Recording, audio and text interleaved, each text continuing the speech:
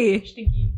Hey guys. Wow, we are back. It's been so long. I mean, we did an episode last week, but just us two has been like a really long time. An eternity. It feels I've gotten like a few people messaging me being like, we're so excited you're back. Really? Like, I can't wait. Yeah. Wait, that's so awesome. Yeah. I love when people reach out and just in any form show support. Like, yeah. It's just so nice, you know? Yeah. I love podcasting, but Chaya has been busy. We've both been busy. I've not been busy. You've been busy. I don't think so. You've been doing stuff at your CCF hub. Yeah. But like a lot of cooking and a lot of planning for groups and things how does it feel to graduate? Chaya's graduated. I mean, graduated. That's the main reason why we paused, because you were doing finals and all that stuff. She says with so much disdain and not at all. No, I was so understanding. No, it really was. I'm so excited to be graduated. Although I was really worried because I felt like I was going to be like I wouldn't want to leave college. I'm like a school person through and through. So right. I just love the structure. But I honestly right now I just feel like immense happiness that I'm done with school. I don't know. For sure. Yeah. Hello, because you've been in it so long. I remember the first time I got my college like schedule. I literally like couldn't sleep at night because I was so excited for like that structure. Yeah. But it faded after like a week of having it. I was like, I feel like also because you hate school. I actually don't hate school. I don't hate school. I actually need that structure in my life. I hate having to like structure. I don't think you like school per se. Maybe. Yeah, that's what I think. I mean, everyone likes structure, but I mean, like, I really don't think you enjoy class. I definitely get bored easily, but like the interactive classes, the classes that like we had a social psychology class. That was like my favorite class because she would always just bring people into the like there are teachers who come up and they just like they teach information and they ask you if you have questions. This teacher would literally like just bring us into the discussion all the time. She was always making an effort to bring everyone into the discussion, which I thought was like it just kept everyone engaged. It was like the best class. But yeah, if a teacher's just droning on, I get bored very easily. But yeah, listen, like for me, any type of class, like whether it's a lecture, or more like collaborative based, which seems like the kinds you like better, I love it. I just like ingesting information. I like sharing as well, but like I just like being in that setting. It's just really nice. My sister's calling. Let me just custom and say custom. Text message. I'll text. Yeah. Sorry, recording now. I don't know why that took me so long to figure out. Anyways, so something happened to me on the train today. The train is like, sometimes you witness some like weird stuff happening there, but you just like, because it's New York and like there's so many people on the train and it's always just like moving. You just move on with your day. But like if I didn't have this like podcasting platform, I probably would have never shared this story. It would just would have passed my mind. But I was actually thinking of share because it was actually so funny. I was on the train platform waiting for the train to come. Yeah. And this guy like on his phone, looks like a normal guy, whatever. This lady passes by and she literally just slaps him on the back, like a slap, like a really hard slap. He like looks back so calmly and like goes back to his phone. Like he literally did not react. The lady just like charges off, walks away as if like nonchalant, as if nothing happened. Questions. Yeah, go fire at me. Yeah. Like so many. So was she crazy? Was she a crazy? I mean, I'm assuming she's just walking over to someone and slapping them on the back. Maybe they were friends. Maybe this is like their way of greeting each other after like and not talking at all. Yes. She just like walked away. Maybe it's a skit. Maybe we're just not privy to Maybe there was cameras. Maybe there's cameras. Maybe you were the main subject of that. Right? Maybe I'm on the Truman Show. Yeah. No, not like that. Like maybe they were like, I always bring it back to that. Of people of that. Right. It was like pranks. Yeah. Maybe. So she just smacked him, walks away. The man barely reacts. The man like literally looks behind him and just goes back to his phone. Let me just say something. Like the barely reacting thing is so New York. So it doesn't even strike me as weird. Like people are so unbothered. It's so funny though sometimes to like observe that in real time. Like people say New Yorkers are just like, whatever, like everyone's crazy here, but like then you witness it. Like someone slapped me, I would be like I would be processing it for the entire train ride. You would see me on the train ride just being like, right, getting on the next train where I transfer, a like shocked face right now for all those listening. Yeah, like it just like the guy was just like back to his phone. It was just so bizarre, but like, anyways, that was my. I'm a fan of his level of unbothered Maybe it was a skit. I don't know. Yeah, maybe it was a skit. It's pretty unbelievable, to be honest. Like, so if I would see that, I'd be like, wow, that's a pretty like badly reaction to something, you know what I mean? Everybody around him were like reacting more like me than him. Right. Like everyone was just like, well, maybe that's what just happened. That sometimes happens too. like if you're the subject of trauma, it's like you don't process it in that moment. So it's just like, what just happened? You're just like, okay, like moving on while everyone else around is like, it's not the main subject, can react like almost more normally. Yeah. So maybe that's what happened to him. Maybe it was like kind of like a fight, freeze, and flight mode type thing, you know? But he like didn't deep, even, deep. He just was so nonchalant about it. He was just chill. What's deep? Like me, I'm saying maybe he was caught into that. I thought you were like a it's like a deep. Honestly, maybe they were friends and like he was just like, okay, whatever. I don't need to talk to her. Anyways, it was just funny. Anything funny, crazy? How was your week? God, How was put me on the spot like that? Talk to me. I'll tell you what's funny. It's not really funny, but I have an awful memory in like short-term memory. I have such a hard time remembering things until I remember them. And then I'm like, oh, okay, that's what happened. But like, can I remember what happened yesterday? I really can't. It's blank. For real? All I know is feelings. I can't. That's how like my mind That's works. crazy. Yeah. You don't remember what you did yesterday? No. Okay. No. Okay, so this has been false information. No. What do you like? No, I'm. Oh, like, you don't remember? No, I'm trying to remember now, and it's like hard for me. I have to literally go into my mind. Wow, like, that's crazy. Wait, do I remember what I did yesterday? Yeah, and is that really crazy? Like, okay, what did you do yesterday? Well, I went to the city. Oh yeah, there you go. I went to my laser appointment, but then they canceled on me last minute. I do remember what I did yesterday. So now, like, and then I remember like New York just being like. Today is much better, but the smoke outside is crazy. Pretty memorable. That was like crazy. That was yesterday though. It feels like ages ago already. Really? Because it's already past. Like it's so normal outside now. Yeah. But it was just so weird. Like I remember when was this happen? I think it started Sunday night or Monday night. I don't know. I think it was Monday night where it started. And my sister like sent a video. She lives in Connecticut, and she was like, "Be careful." She was like, "Oh, this is what's going on here. Like it smells like smoke from Canadian fires." I'm like, "Okay, that's weird." Like, and then it came to New York. And it's just so wild. I didn't know like Canada was undergoing something like this. Canadian wildfires. Yeah. Well, I think it happened pretty recently. Yeah. Like I think these things are quick. No, I didn't know that Canada was like a place that had these things. That was possible. Right. You hear about them in California. Right. Because it's true. Yeah. In Canada, I was like, what the hell? But it felt like a Wes Anderson movie yesterday, like walking in Manhattan. Because I was in Manhattan. Now that you're talking about like what our plans are. It was kind of eerily beautiful. Yeah. It was like I wanted to go home, get a camera, and just film stuff because it just looked gorgeous. But it also is in those moments where it feels like the world is ending. That like there's a weird peacefulness to it. You know what I'm saying? Yeah. Sounds psychotic, but it just like no, for sure. Everyone's in on. Also, it makes the world feel so small. Like I got into the elevator and these two guys walked in. And they were like talking about it. They're like, it's so crazy outside. And like, I was like I'm listening to a podcast. And then, like I turned off my, I was like, yeah, it's so crazy. Like, can't believe it's from Canada. I'm like, we're friends now. Like, No, I was like, for sure. It like brings everyone together. Yeah. Like everyone's like a common banner. Yeah. We're all going to die. We're friends. Yeah, for sure. Have you ever seen Don't Look Up? Yes. Hi. Amount of times we talked about that movie. Yeah. I mean, that's literally what it is. That's literally it. And like, because everyone I feel like drops all stupidity, really. Exactly. Like chasing after money and status and fame. It's like, oh. I feel like you're going to hate this, but there's actually this TikTok thing that went viral about somebody like interviewing someone. They're like, if I could give you $100 million, would you take it? And they're like, yeah, duh, like obviously. And then he's like, but if I can give you $100 million, but you die tomorrow, would you take it? And he's like, no. So he's like, so every day that you live is worth more than $100 million or whatever. It's like all these like extra like stupidity stuff, vain stuff, like competition, jealousy. It all goes away if the world is ending. Yeah, it shows you really, but it's not clearly what because like it's a different reality when the world is ending.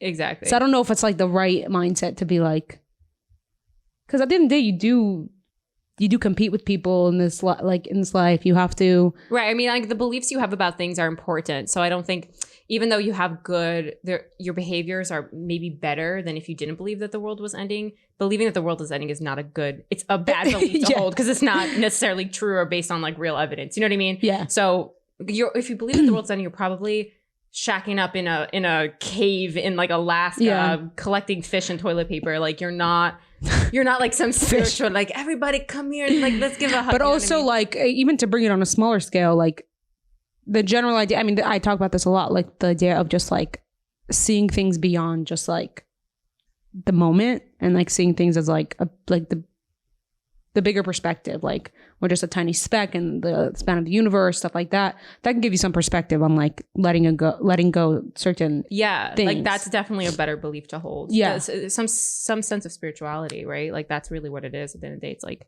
there's a bigger picture at play for sure. Yeah. That we don't know about, that we're not privy to, that we don't control. That's it. You gotta let go of control. You gotta stop holding on to things.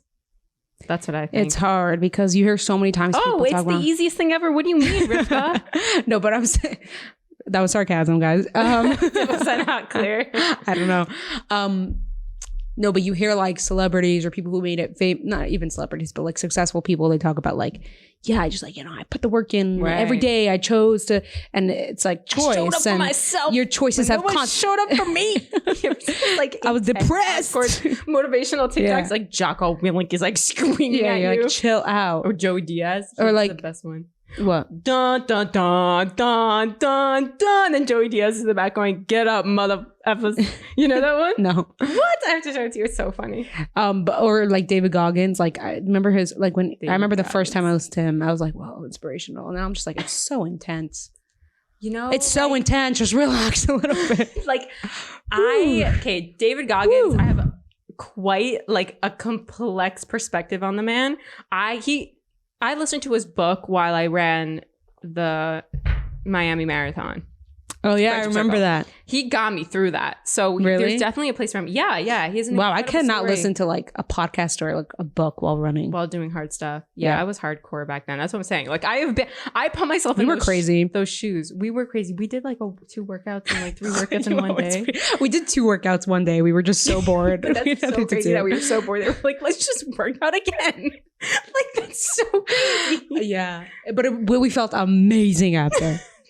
Don't remember feeling. I have videos of it after we were done. We were just like on a high. Ugh. We didn't do drugs. We worked out twice a day, people.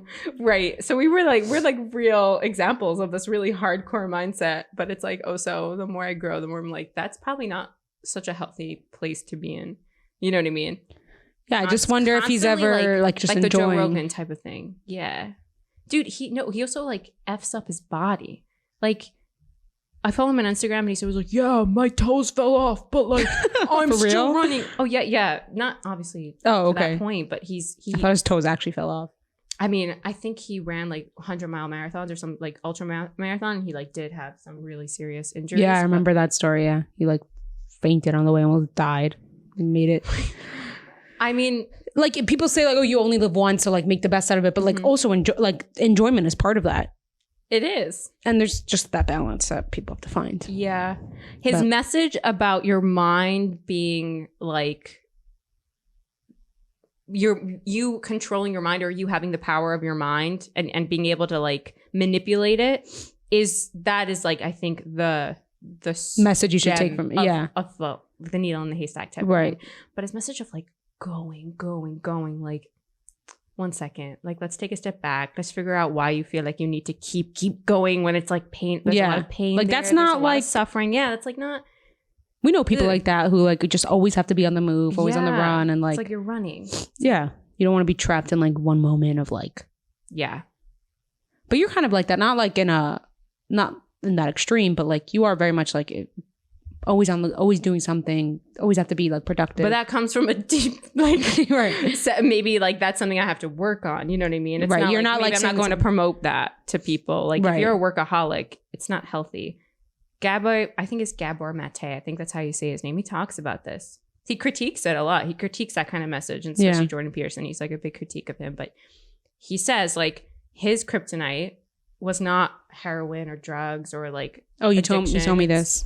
It was work. It was work. And he said he also had like an addiction to shopping, to buying like, I think it was, what are those? Coasters? No, like what are those, the record player, like discs for record players. Or something like interesting. That, I think. Yeah. Okay. So you can have like weird ways that you're coping, you know? Yeah. Like everything, I think everything is, Freudian defense mechanisms. Oh. You think everything is a Freudian defense mechanism? No, Freudian. I said it's a Freudian idea that that everything we do is a defense mechanism. It's our ego, superego at play. Yeah. And it's a defense mechanism to our childhood traumas, trying to protect ourselves. Interesting. Yeah. I think traumas are like everything. Yeah. Like our deep need for something that we're missing. And it's like, that's a depth. I think that's like the deepest thing. Yeah. For sure.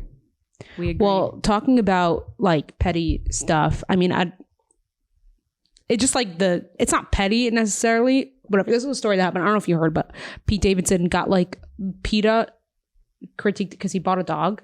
Okay. So they were like, Pete Davidson bought a dog and he didn't adopt. It's like a whole thing that you're supposed to adopt, not buy, because like you're being more charitable if you adopt the dogs. Okay. And then he left them a voice note at PITA. He was like, literally, like, there's literally a voice note, not a voice note, a voicemail, and being like, hey, this is Pete Davidson, and like, dude, just so you know, I'm allergic to some dogs, so I had to buy one, and my mom's dog died, and like, she's really sad. So, and then at the end, he's like, suck my. So like, nice. It was like a whole aggressive thing, but like, just curious. I don't know. It was an interesting thing. Like, obviously, it's like such a dumb story. Like, it literally doesn't affect anyone, and like whatever. Mm-hmm. It's just interesting that no one would ever have known of the story necessarily if he didn't leave that voicemail. Like, that's what everyone's talking about, the voicemail that he left. The voicemail. It sounds kind of iconic, to be honest. Yeah? Yeah. But like, what's the point of getting all heated up about that? You know what I'm saying? Especially if you're a celebrity. Like, you don't need to. You're not like an underdog where you need to stand up for yourself. And like, I just like when celebrities like speak out on these things, it's just like so much cooler when celebrities just like ignore like the hate that they get, unless like they did something they have to apologize. But you know what I'm saying? That's your take on it? Like, just ignore. I think I don't know. Cool, like, I'm not collected, removed. Yeah, like removed, kind of above it all. Hollywood celebrity in the 50s that they were untouchable. Yeah, like kind of like Leonardo DiCaprio. Like, you know, he's not addressing anything. Oh my god. Yeah, and everyone freaking hates him. Like, they do. Leonardo DiCaprio. Yeah, the fact that he dates teenagers. Like, dude. Okay. Whoa, that's an allegation that he doesn't date teenagers. I mean, she's like 20 or something like that. She's, I think, 26 or 27. No, I think she's younger than that. I don't remember. Well, he dates nobody over 25. That's the thing. Okay. Yeah. Whatever. Okay. Yeah. I don't know. Like, I to be honest, I kind of like that the celebrities are playing into our culture a little bit more and like actually taking part in it, because they have a big influence. And yeah, I don't necessarily think it's a bad thing. Is it like, it might be like more for me like a case by case basis, you know, if I think it's a good thing that they stepped in and said something. In this point, I think like Pete Davidson, I never know whether or not to take him seriously or not, because I don't think he really knows. Like, I know that kind of person who's just like, are you like being genuine right now? Like, who are you? What are you even doing right now? What are you trying to get out of? Which is kind of nice, because it's just comedy. You know what I mean? Like, not necessarily. I mean, this wasn't comedy. He was actually upset. Did it sound like he was actually upset? Yeah, he was like yelling and like he was actually upset. Yeah, then maybe, I mean, he wanted to kind of get that out there. Maybe it really irked him, you know? Because it's just interesting being flung at you. I know, but nobody knew about the story until he responded to the voicemail. You get what I'm saying? The people who knew about the story knew about, like, it got to him. You know what I mean? I guess so, yeah. I don't know. Yeah, what's your thoughts on PITA in general? I have like I've never heard a good association with the organization PITA. Never. Yeah, it seems like they're always just like they're always addressing like it seems like they're putting out their message through drama, hate. Mean girl group. Yeah, literally organization. No, there was literally a crew of mean girls from high school or college that were like, we're gonna protect the animals. We're gonna protect them so hard. Yeah. So it's gonna be our mission. Like, and everyone hates By the way, I don't know why this reminds me, but there's sometimes such niche things. I saw this Instagram ad for. Love it.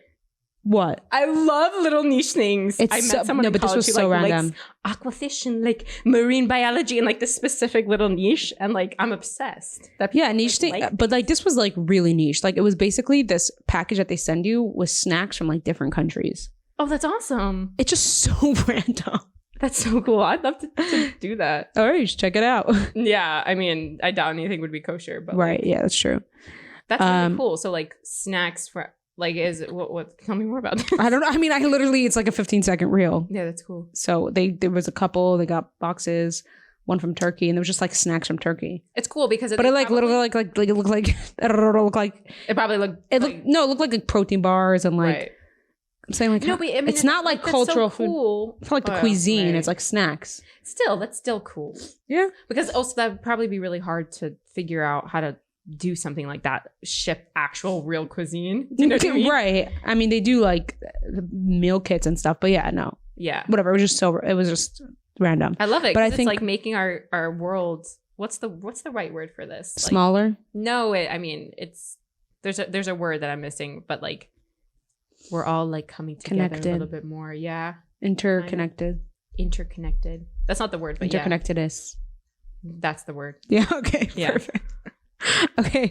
But I think in general, I want to talk about the general aspect of like being famous and you're in the spotlight and like anything you do is like looked at, and especially like I feel like we're really it's like an appropriate topic for us too, since because we're famous. We're so famous. I just wanted to talk to you about it. Like, so cheesy. How does it feel? No, in general, I wanted to know, like, first of all, do you want to be famous?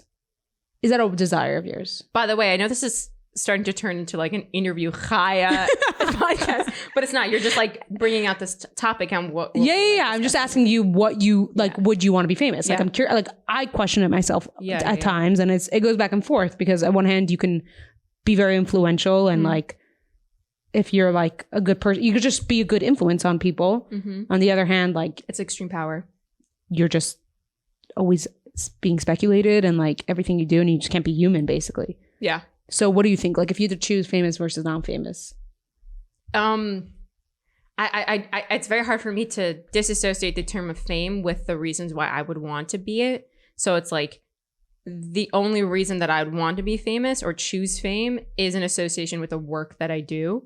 So, and to me, the work that I do would have to be meaningful and it'd have to be influential and have to be things that I want to talk about and want to say and want to add to the cultural dialogue and specifically in film, but whatever it is. So the only reason why I want to be famous is to provide my workspace with more opportunities and more audience and more people that I could work with who want to build this dialogue around whatever it is, those themes. You know what I mean? So a very long way of saying yes.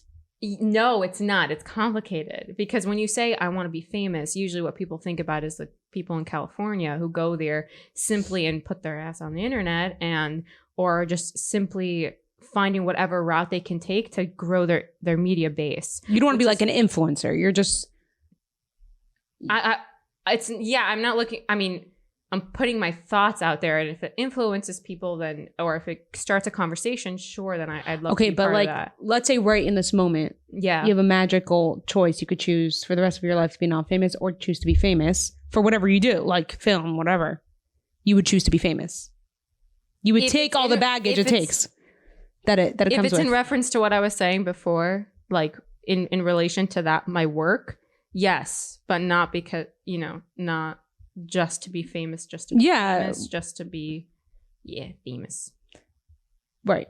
Yeah. No, because there's a world in which it also matters who you're famous to. So if you're a famous film director, the people that know you it's gonna be a different, I feel like, experience of fame versus if you're an influencer or if you're like a singer or if you're a celebrity, an actress. Oh, for sure. There's a different experience. That's what I'm saying. That's more I'm saying. Like more than celebrity. Would you choose to be like a celebrity or people are like looking at what you do and stuff like that? I wouldn't want the scrutinization that they get. No, it doesn't seem But would you like want the all. praise that they get and like all the fans? admiration? It comes with both. I want people to like my stuff that I put out, but it's not. Nobody. I'm saying it's weedy, but like I wouldn't want I don't want fans. I don't. Okay. It's very like the whole idea of getting obsessed over somebody is weird when you think about it. You know, if people really like my work, or really like the film I made, that's different than them putting me on that pedestal and saying you're God or whatever. What do you think? Like that? I mean, that's what's happening now with like Taylor Swift. And it's crazy. Do that with singers, I feel like with Taylor Swift, it's on another level. She's like the best singer we've ever had. Like people are like, and she's not that good. Dun, dun, dun. No, I'm not saying she's not that good. Obviously, she's very talented and like she's doing insane stuff. But like, I just don't personally love her music, and I don't see the obsession. I just can't understand it. Like why it's so like Ed Sheeran. I can understand. Like he's a brilliant writer. Like I guess it's just a personal opinion for you. Oh, wow. You're staying out of the controversy, I see. I know. I don't know. What do you think of Taylor Swift? Taylor Swift fans are very, what's the word? Cutthroat, I guess. Cutthroat about Taylor. Yeah. I think that she's an incredible voice. I think she's very smart, like actually. But her music, I don't really connect with her music so much. Like I don't listen to her. But a couple of songs I have. Yeah. Am I just like what's that face? I'm just like running, like trying not to be as direct as you. I mean, it's fine to say you don't like Taylor Swift. It's not that I don't like Taylor Swift. Okay. It's important that people know spread that rumor out there. When you say you don't like Taylor Swift, you're saying a lot with that, and then it's like, okay, what does that mean? And then people are going to say, well, she did this and this and this, and you're going to be like, no, I like that she did that, but I just don't like her music. So just clarify it now. Yeah, I don't not like her. I don't see the obsession. That's what I'd say. Yeah. Whatever. But another thing about famous people, unfairly for sure. I think she's attacked a lot of like feminist type of problems in media, in the music industry, and I that's true. For that. That's true, but I just don't like all their songs are like bashing her exes. They're you know not. What I'm saying? They're literally not. I know that's like the stereotypical thing. She like, doesn't. She has a. I guess those are the ones that get famous. That's the ones that the media blows up. Right. And then they say, why do you only talk about this? And then she's like, I don't. And then she gets angry and they're like, why are you getting angry? And it's like, you made me get angry. What do you mean? It's so gaslighty. I think. I guess those are the ones that get big. That's true. Anyways, whatever. I don't have that strong of an opinion. I just don't get the crazy obsession. Yeah. But speaking of famous people, what people do for fame, have you seen Vanderpump Rules? The whole drama with that? I have no idea what that is. Oh my God. Okay. It's actually. Tell me. I wonder if first of all, I've never watched it, but these pop culture podcasts that I listen to, they're all like obsessed with it. And there's just a crazy drama that went on because this guy was with this girl for 9 years. Okay. I already see you like losing brain cells. No. What's that? What are you? No, I'm lending my ear to listen. Okay. So this guy was with this girl for 9 years, and she had this best friend named Raquel. So it's Ariana, Tom. They're together for 9 years. Nice. Ariana has a best friend, Raquel. 9 years, no ring. Wild. Yeah, they weren't married, but they're just 9 years. They're basically, everyone said they were basically married. Like, you know, Ariana and Raquel. They're not. Like, don't do that. I don't know. No. Whatever. Ariana and Raquel are best friends. Tom has an affair with Raquel. Stop it. I hate Tom. Yeah. I hate him. First of all, he's the worst. No, you have to watch these like interviews with him. He's actually the biggest narcissist you'll ever see. He'll talk about how him and Ariana were not like, you know, being intimate, and that's why, how she never gave to him, how she didn't see him go sneak out at night, which showed how much he didn't care about the relationship. Like stuff like that. Like basically isn't it insane? Like the most insane stuff. Crazy. What else? Like everything just just completely gaslighting and like literally not taking accountability at all for it. So everyone's just been like going crazy about that. But like, it's just, first of all, there's two things that I was thinking of when I was hearing all the stories. First of all, it makes me like really appreciative. I don't know, maybe I'm like going for a stretch a little bit, but like it makes me appreciative of like the measures we have in place for like in the religious community with like no touch and like those boundaries. Cause obviously cheating happens and like people still touch and all that. But like, obviously there's like there's just more of a sensitivity to it. And I feel like it's just like people don't do that. Like you handle it the right way. But for the most part, and like I'm appreciative of the protective measures we have here. You know, like as much as people think that they're restrictive and they make, you know, they put too much boundaries on us and why can't we just be free and do what we want? And it's like, well, it's also there to protect you. There's so much protection with it and like more dignity that comes with it. That was one thing that I was thinking about that.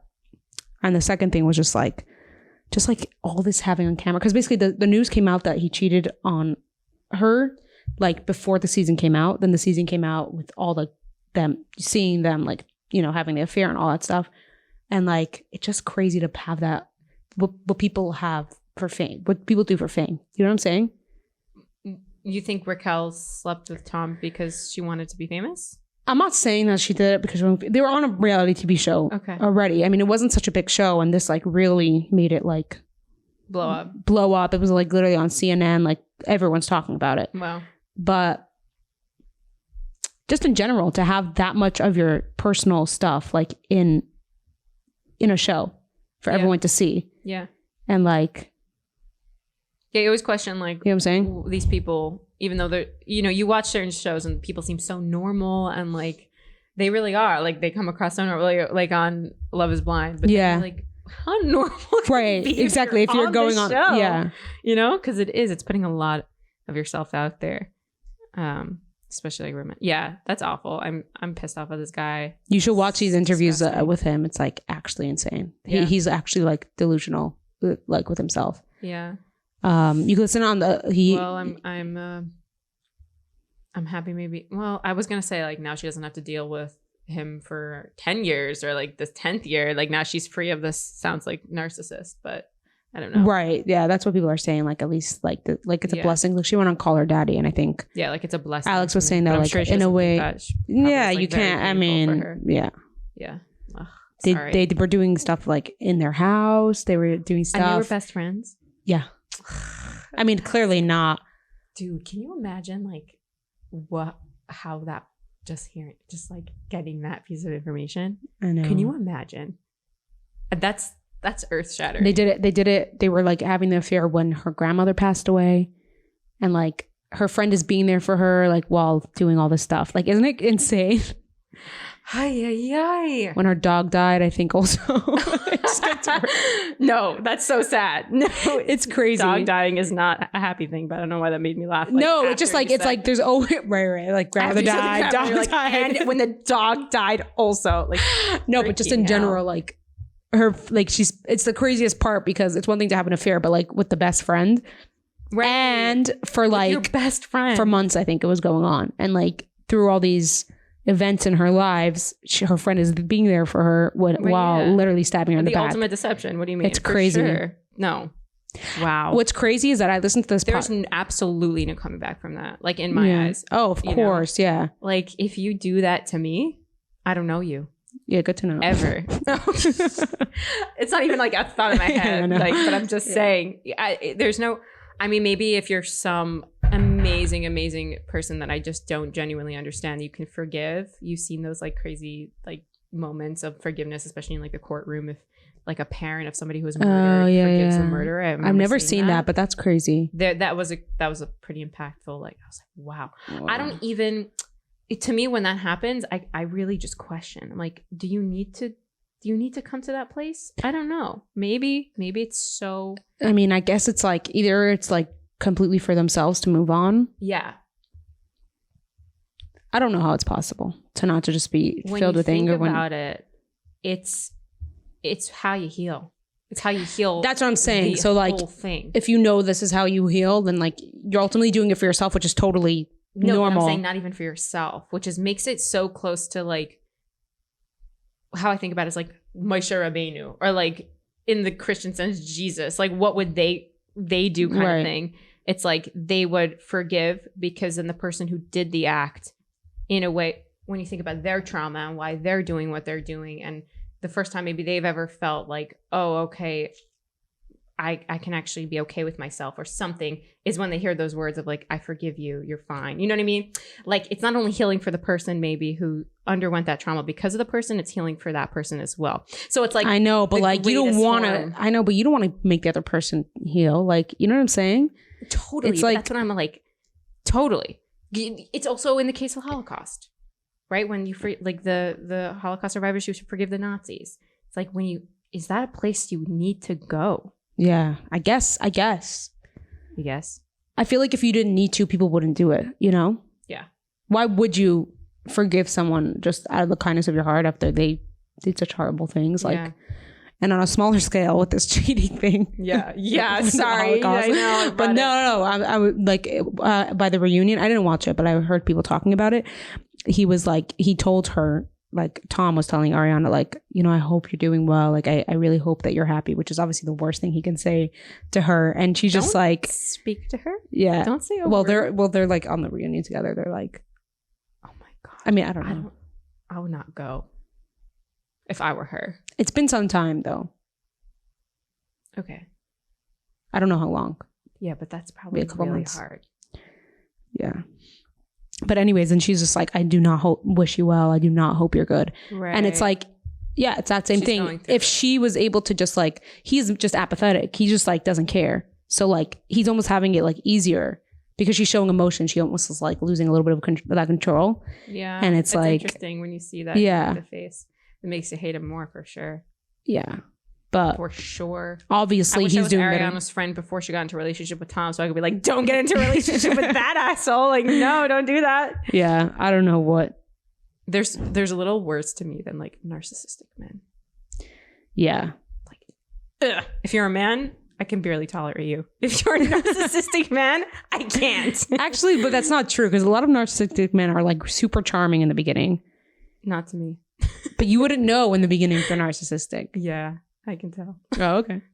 I actually think I'm pretty good at reading it.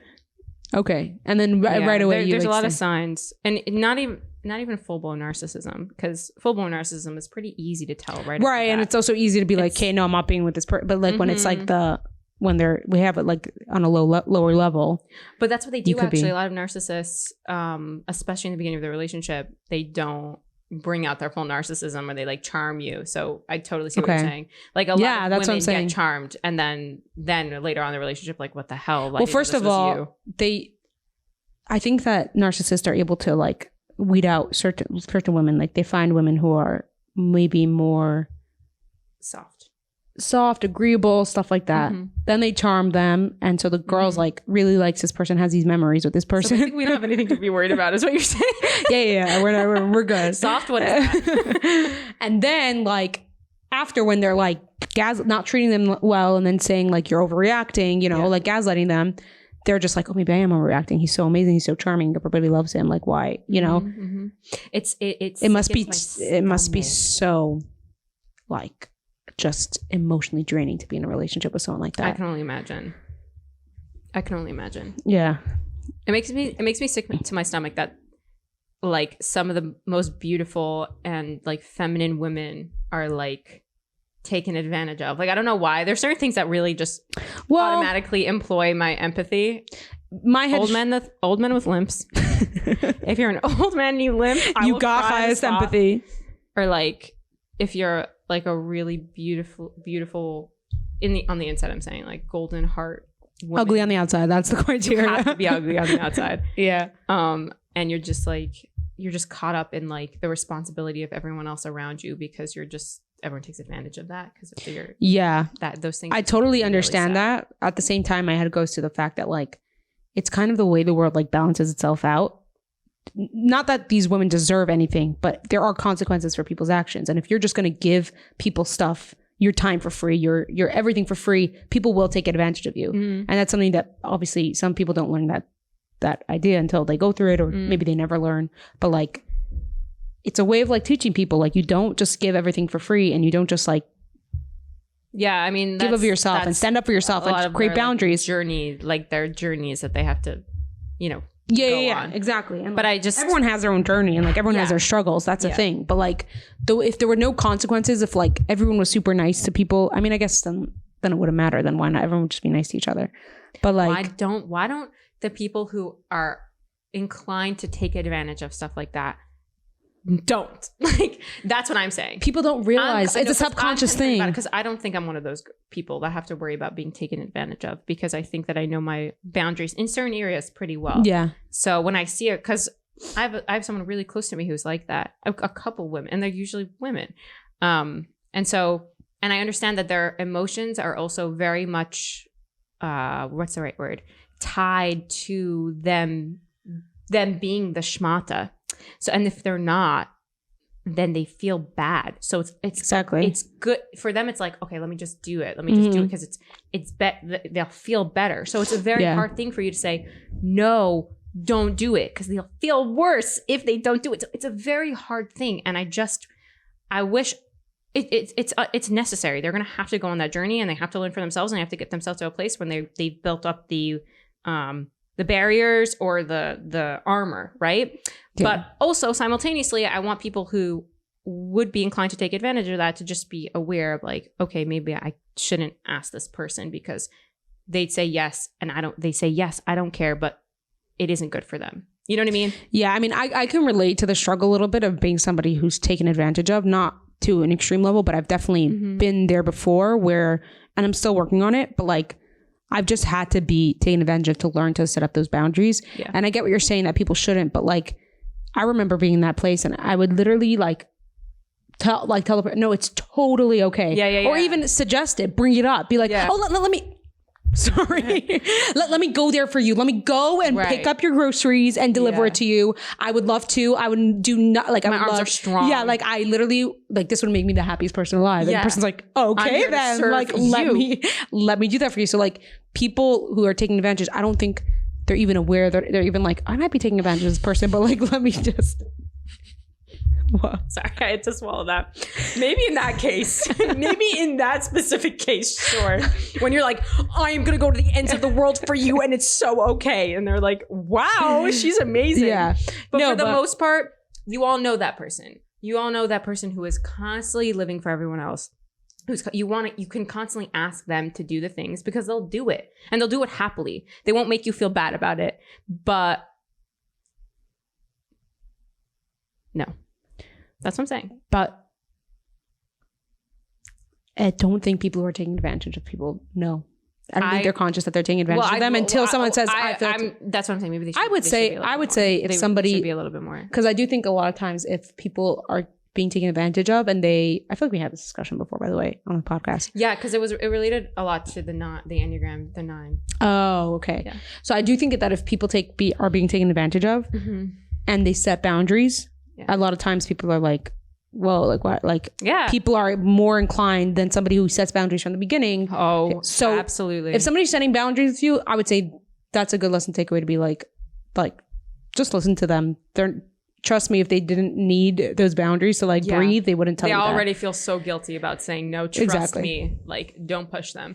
But it's also the case, a lot of times I found that when those people start setting up boundaries and saying no, people will continue to guilt them because you can get them a lot easier, and that's where I would say it's manipulation and like conscious. Yeah. But if someone's like, oh no worries, of course, like let me do this for you, and you're like, thanks so much, like wow, it's such a big help, like you don't necessarily realize that you're taking advantage of this person. Yeah, I would say still though, try to be more conscious of it. Try to weed out those people in your life and know that that's there, because those people are usually recognizable. Those people that we're talking about, the people who serve other people really like almost selflessly. And so if you're in the surroundings of someone like that, I would just say to be a little bit more conscious of what you're asking for them. Plus, I also had this really interesting conversation with Khani about this, because I think we raise a lot of eldest daughters to be that kind of person, and they're almost like our second mothers. And so when you're raised a certain way and you've acclimated to like those responsibility, really deep internal structures, I'm saying, for like needing to be a second mom deeply, right? We're talking about trauma and like wounds and all of that. It's just like that's pretty freaking deep. And like, don't do that. Don't like have too many kids and then make your oldest child like be your second mom. Just, that's like, another thing. Yeah. Just don't. Just for all the moms out there, we'll tell you what to do. Yeah. I had another pop story, but did you want to share? No, something different. Like I don't know, something else. Anything else that you? No. Yeah, go ahead. No, this is like the last thing that I've been kind of like involved. Like I don't know. Obsessed with, but like just like really interested in. Well, first of all, I've been watching Ted Lasso. I know you don't watch it, but I just want to say for any fans out there, I've come to love the show. In the beginning, it was like very slow for me. Like one episode every other, whatever. But now I'm just obsessed with it. Hey, you're saying hi to us? No, okay. She probably couldn't care about us. Okay, I'm like, hey, we're here. We're okay. Yeah. Anyways, I just love that show. So it's so amazing. And it's like one of those things about forgiveness. Like Ted Lasso is always just like, people do him wrong. And he's just like, it's okay. We don't get mad about that. Yeah. We move on. We move forward. Yeah. But anyways, what was I going to say? Oh, another thing was the whole, do you know Impulsive, Logan Paul's podcast? I mean, I know you've never listened to it. No. So yeah, I'm a big fan of it. And they had 3 in the past, since they started, they had 3 like, they have 3 co-hosts on the show. Mm-hmm. two other co-hosts besides for Logan. So Logan, Mike, and there's always like the third person. They've gone through three of them, and they always like every single time they've basically bullied the third person off the show. It's like kind of hard to watch. Like one guy, he was like a painter, like more of like a creative, and like Mike was like telling like on the last episode that they were like, you know, he's no longer to be here or whatever. Like he was on the episode. He was like, honestly, like you're posting a 3-hour video of you painting a thing. Like no one's going to watch that. Like, I don't know who you think is watching that. Like we just do what's best for views. I don't know, whatever. They basically bullying them off the show, like never really giving them like airtime to speak or whatever. The last co-host was George. I don't know if anyone is interested in this. I was just so like involved in this. His name is George. And like, he was like more of like, he's like Christian. He likes talking about like God. And like, he would a lot of times bring the conversation into that, kind of go like, you know, off on like 3-minute rants, but like so did Mike. Like Mike would also go off on rants, but like just not about God. And he like lately is like not on the show. And they basically like but he started his own podcast. Like the other two that were on there like were kind of like they were kind of more, I think, insecure about it. But he like started his own podcast and he was talking about how he has like a lot of tension with them and all that. But yeah, all this to say that I think that they're really big bullies. That's my take. Okay. Yeah. Yeah. You can't really like, you don't really have an opinion on this because you're not like really invested, but it just it's kind of crazy. Like you see everyone go on their show and like, they just don't like anytime he talks, they cut him off. They're like, yeah, okay. Like, you know? Yeah. I mean, maybe don't bully people. Like, yeah, I guess that's the takeaway of this. Just be like a pretty human based thing for sure.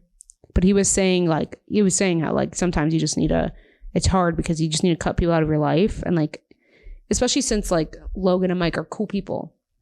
Yeah. They're not like nebs, you know, you can find cooler out there. Like they're cool. So like to have them as your friends, you feel lucky. And that's always really hard to like cut those people out of your life because, but then it's pretty cool that he was able to recognize the toxicity to cut of it. People out when you feel like they're giving you something that you wouldn't have unless they were there. Exactly. They're giving you something added. They're adding something to that's your always life. like so much more hurtful. Oh, for sure. But that's honestly like, that's life, man. You know, most people aren't just like nebs who only add trauma to your life, you know? So like, yeah. No, but we all have those. I wouldn't say we all have, but like a lot of times you have friends who are like, you know, they're friends, but like you don't like if they weren't in your life, like you don't necessarily. Yeah, that's the example that I'm bringing for sure. Like, and like here, it's like, you know, he probably felt like uplifted by them. Cool. I think like the fact that he was friends with Logan probably like made his career get like even bigger, you know. But yeah, for sure. But I just think it's kind of admirable in general when like you have a toxic friend. Yeah. To cut them out because that's such a hard thing to do. Yeah. Because I think so too. You have to expect going through ups and downs and like wanting to reach out to them. And by the way, it's also relationships and like anything. You're going to want to reach out to them again. You're going to want to like just have the good parts in your life. And then you forget that there's the toxic side also. And you can't just pick and choose. Yeah, it's crazy. Like, you're going to bring it all back, you know? Yeah. And it's kind of wild how eventually those good parts just, they fade. It just, the toxicity is really what remains, or the bad parts. If you had to break up with someone, if you had to like end a friendship. Yeah. Usually, especially friendship parts, I feel like for friendship, it has to get really bad. Relationships, you're like deciding if you want to marry the person. So like, or, you know, even if you want to live with the person, if you want to make that person your priority, like it's more of like, I feel like easier. Do you get what I'm saying? You feel like it's easier to end a relationship? I feel like it's easier to come to the decision to end a relationship. A friendship, you're not like with the person every day. You don't have to like deal with them. This is not such a big deal. It's not like it's not like the center focus of my life. I see. If you have to end a friendship, that means it's like really bad. Yeah. Oh, and but there is an argument also, like this is a discussion that I know that is it harder to that you like fizzled out or had a bad ending to a friendship versus a relationship? Oh, like there's an actual I think it depends, obviously, but let's say we're talking like just the same amount of closeness. Yeah. Like probably relationship. I mean, if you're dating someone for 2 months and you're friends with someone for years, yeah, it has to be on the same scale. But I don't know. In a weird way, it's like, are your friends less valuable than your relationship? Not less valuable, but is it worse to have an ending with a friend? Because I can. Maybe in my life, it's obviously I know because now you're not like in a committed relationship, right? Yeah. Like if you were literally married, Yeah. Like you would choose to lose. You're going to make your husband your priority. I still don't know. Like you're going to have to. Yeah. Maybe if it got up to that level of closeness that I feel with friends, but that's just me. Like, I wonder if you could do that with a man. Like, what do you mean? I wonder if you can get as close with a male that you can get like as close with as a female. I feel like it's just different. There's just so many different layers. I hate that. It's just different. No, I'm saying the relationships are just, you're getting close in different ways. Yeah, I know. But with I'm a saying, man, like, you're intimate. Like, emotional depth. What usually I would draws you to somebody say in any depthful way? Like, I don't think it differs. I think that men just don't really go there very often. No, I would say with your lifelong partner, you're probably going to get deeper just because you're going to have to like expose your deepest traumas, your emotional side. Like everything's going to come out with them. You could kind of pick and choose what you like show your friends. Yeah. And well, I don't know. Then yeah, I guess it depends what level of friends. Like if you're talking close friends, then you should know everything about each other. Everything about each other, but do you have to like always deal with it and discuss it and work through it? No, never. That's never the case in any case. Not even in a relationship. Yeah, of course you do. You shouldn't always be doing that stuff. I'm not saying always, but like if something you have, an issue, a trauma you have is affecting the other person, you're gonna have to work through it with them. Yeah, but I mean that's also like the same, I guess, in a friendship.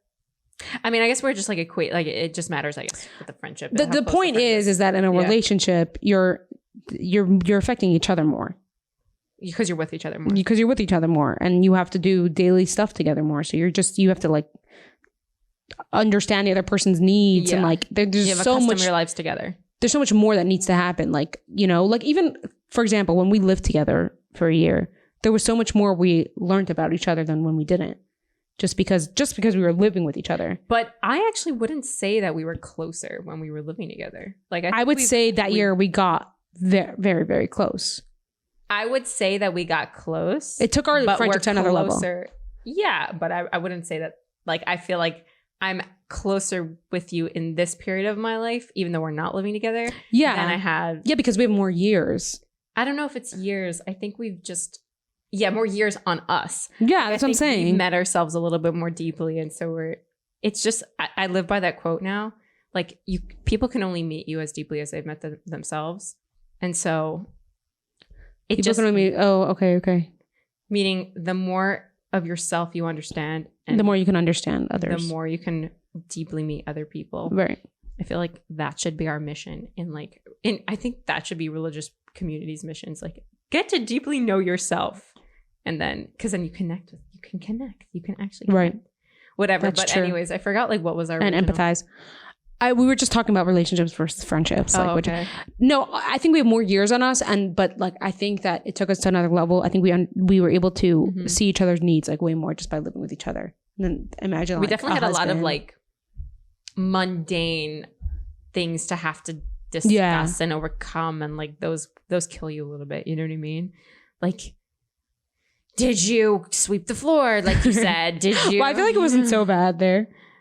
No, I'm saying like those are the type of challenges that you're going to face probably in a relationship. Learning how to communicate, like in a relationship, I feel like is so much more. Isn't it crazy that prevalent we would be considered like a dating age at that age? Like I know it's wild to me. You're saying in the religious community, dating for marriage, right? Like technically it was a year after seminary. That's when you start dating. I was so different then. Literally, like, who was that? Was that me? Was that us? You know? It's crazy. Yeah. I wonder, I mean, I guess obviously like people get married at that age in our community and they have like beautiful families and like, I guess they just mold into each other. Like they just like, which I don't think is I know you take issue with that. I actually think that's like kind of beautiful when you could like mold with the other person. Mm-hmm. But I mean, hey, don't say like the most beautiful thing ever and then say you don't think it's beautiful. Like that's a beautiful thing to be able to grow old with someone. But I'm saying like I just wish that we emphasized that message as opposed to the messages that we do emphasize in our community about marriage and getting into a relationship, as opposed to like just like deeply know yourself. And if it's something, what did I see? Deep self wants. What did you say? I saw Ben Shapiro reacting to this. Wait, let me just the TikToks. Yeah. Yeah, I'm not gonna lie. Like those things get me too. I don't watch any more Ben Shapiro's. But like if I do watch, it's him reacting to stupid TikToks. So dumb because you already know what his reaction is going to be. Yeah. It's so predictable. It's Literally word for word, I can say what he's about to say. It's like, that's true. Very smart. Like, you know, or like, so ridiculous. Like, yeah, this is America we're living in, folks. This is America. Yeah. America's going downhill. Yeah. What was he reacting to? Get out of California, folks. Get out of California. Like, oh yeah, he was reacting to Tucker Carlson, literally saying this. It was so crazy. He was like, when he's like living to the fullest. People say live to the fullest. Living to the fullest means getting married when you're not ready, when you don't feel ready to, or getting married. What did he say? I forgot the exact quote. Having a ton of kids when you're young, when you can't afford it, doing a job that you're not qualified for. Like at a certain point, I was like, "Is this parody? Like, is this a joke?" Yeah. And Ben Shapiro's like, "Yeah, definitely. That that's the happiness where And he focused on the kids part, like having a lot of kids, but like just for him, it's like because it's Tucker Carlson, right wing. I'm going to just bypass everything he said about like just marrying someone when you're not ready and like have kids when they can't afford, it's just like so crazy to phrase that way. I was so invested in knowing Ben Shapiro's personal life, or when I was like obsessed with him, it was like, who's his wife and how many kids does he have? And like, he sometimes shares a little bit about his like journey, like how he married his wife and the story. First of all, he says the dates. He's like, on August 8th, 2000, whatever. My wife, she never said, he said, I love you first. And she didn't say, I love you back, I know. Which is so funny. Then he said, okay, so let's get married. And she's like, no, I don't want to get married. Like, yeah, let's take it a little slower. And he's like, I don't want to wait. Like, it sounds like he was just like really, really pressuring her. It almost sounds like I freaking know this woman's experience because it's literally all of our experiences. And Ben Shapiro's wife, there's no doubt in my mind that they're happy and like, this is a beautiful family, but like her experience is so curious. Literally all of our experience is about feeling pressured, and just like she just said yes. I mean, I really wonder if she like. You don't know that for a fact. I mean, Ben Shapiro is saying that he's like. Then she said I love you, and I was like, okay, let's get married then. That's it. Yeah. You said I love you. It's like, oh, because I hate this process. He said like he hated dating. He just wanted to get married to her. Yeah, everyone hates dating. I would love. I'm so curious about what her life is like. Yeah, she's a doctor. Right, she's a doctor. I'm saying more like, married to Ben Shapiro. Oh, I'm sure he's like, she's Moroccan, super normal. You know what I mean? Like he does his work, but I'm sure he's just like an introverted, bookish kind of guy. I don't know. I'd love to meet him. I guess. I'd love to see what he's like. What would you say to him if you met him? Hi. You could do something that stands out. No. Oh, right. I honestly have nothing better. Like I wouldn't. You wouldn't say hello? No, I would say if I saw him like in a store, like somewhere where a restaurant, I probably wouldn't approach him because I would have nothing to say. If like I would probably tell him a little bit about my story. I feel like he was a major influence in why like I decided to get into whatever I want to get into. So I would just like you would just say like, oh, you're such an influence. Yeah. I mean, I wanted to get into politics. Like originally that was my foray into like whatever I'm doing now. So, and he had a major influence, even though now I mostly disagree with him. So, and I still respect. Yeah, no, I would have nothing to say to him. What would I say? What would I say? What would I do? I'd probably take a picture from far to send to like my family chat. Look who I saw today. Where I am. No, go say hello. Hi, Ben Shapiro. Listen, it's crazy. Huge fan. I'll call you if I ever see him. Okay. But I'm not a huge fan. Or I was a huge fan. This podcast is sponsored by Talking Photography Studios. Go to talkingphotographystudios.com to book your session. She does newborn sessions, family shoots, portraits. Go check her out on Instagram, also at Talking Photography. Don't say that. I used to be. Now. Maybe that will stand out. Oof. I used to be a big fan. Oof. No, not spread any negativity. Apparently he says he rarely gets any negativity, any like hate. Oh, wait till he meets me. I was a huge fan, let me tell you. And then it changed. Yeah. No, most celebrities, I probably wouldn't go up to them. I would just take a picture from far. There's nothing to say. I have nothing to say to these celebrities. There's certain select people that like I would absolutely love to meet. Jordan Peterson. Sam Harris. So I would love to meet Jordan Peterson. I'd love to meet Sam Harris. So who were you referring to? Oh, them too. No, I'm saying like, and that if I saw those people, I would feel like I'd be missing an incredible opportunity if I didn't like at least try and go up. But at the same time, I also battle like I don't want to interrupt and be rude. And like, I don't want to be that kind of person that like annoys these people because they're just going about their day and it just kind of like annoying, right. So I don't want to be that. So I don't know. But like, it's like at the same time, like they're doing this job. Like that's what they sign up for. You have like, not necessarily. I think if you're saying like you're a huge inspiration, like that's amazing. That's beautiful. Right. Jordan Peterson always talks about how he loves when people come over to him. Yeah. But I feel like you need to have like a dramatic story. And then he'll talk about it. My life around. Yeah. I didn't know how to get out of bed in the morning. All right. Well, I'm not going to lie. I was holding in so much resentment. Yeah. Jordan Peterson has some incredible stories. And I actually started rereading 12 Rules for Life. Again? Yeah. Like on Shabbos, I was like reading it. Yeah. It's a great book. Yeah. So expansive. That's a brilliant mind to me. Someone who can thread so many different, what's the right word? Just so many different topics and be able to bring them and concepts and being able to bring them into one, which is what he does. He takes evolutionary biology, religion. Yeah, it's true. Yeah, it's true. It's cool. He brings in like the Bible part of it. Yeah, no, that's what I love about him. And I think that like for as much as people hate him, like he was so necessary. He was so needed. I just think of that video of him crying on I think it was Piers Morgan or some interview, and he's like, I've come to a point where if people say, but you're just the thought leader of white depressed incel men, what do you think about that? And then he says, if that's who takes my message and becomes better, then so be it. And I'm not apologizing for that. And I'm like, hell yeah. Yeah. Hell yeah. Like, how can you think that that's not amazing? Kind of. Well, they're saying that he's like encouraging them to be worse. Yeah. Not. I know. Yeah. No, I think he's great. I do think him getting in the political sphere is like, that's where I get like annoyed. Yeah. But otherwise, I think he obviously is like super smart and like. Yeah.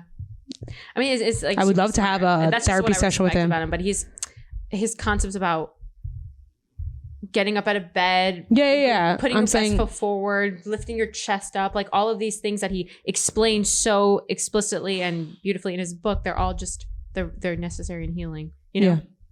I think that's it from like my pop stories. But I think our conclusion is that I think I would have to go back on the famous thing. I don't know. I feel like what? Yeah, I feel like you're conflicted on it. Yeah, I am conflicted. On it. I'll tell you guys next week what I came to the conclusion of. I think that you would despise if people like followed you around all day, but I think that you would love it. I feel like I would rise to the occasion of being like a really good influence on people. Being like the nicest like person, like just like smile, like love paparazzi. That's like in my dream. If I was famous, I'd be like the nicest person. Obviously, in reality, probably would get fed up with everyone. But yeah, I mean, you're human. You're bound to break. Yeah, like exactly. You're just like constantly bombarded. I also think, but paparazzi is a very specific type of. Those are paparazzi celebrities. Are geared to specific types of people. I don't know if like the reason why you would be famous would get paparazzi, Maybe that's respectful fans like Jordan Peterson. Yeah, maybe that's what I want. That's what I'm saying.